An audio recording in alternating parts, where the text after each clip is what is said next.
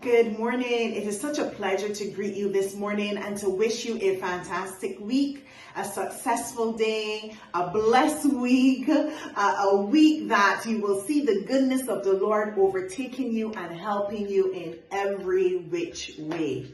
Now, last week we looked at pride aside, and this week we are still looking at pride aside. I'm not surprised at the end of last week the Lord started to download so much more information because it is a very vast topic. It's a very important topic, and so He's given us more information so that we can identify pride and resist it from being a part of our lives.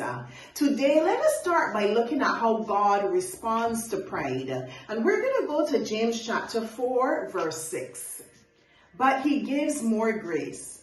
Therefore, He says, God resists the proud and gives grace to the humble.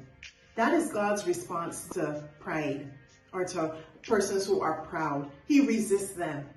Later in this chapter, it tells us in James 7, it says to resist the devil. Have nothing to do with the devil. Get away from the devices of the enemy.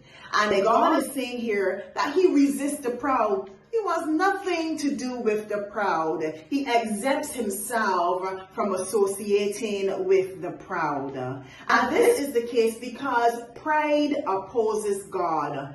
Pride is the vehicle that leads us to all those other sins. I said before that the pride of life is one of those categories of sins. But when we look close enough at every sin that we commit, we're going to see the evidence of pride there. Because first off, to disobey God, it is pride. You're actually saying, God, you don't know what you are saying. I know better than you. I can do better than you. I can do this by myself. When we disobey God, that is in essence what we are saying, and it is pride. So pride separates us from God. It resists, it opposes His plan, His purpose, His will for our lives, and ultimately eternal life that He has secured for us through Jesus Christ.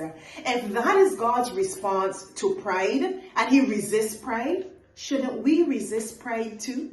Shouldn't we say we don't want anything to do with pride at all?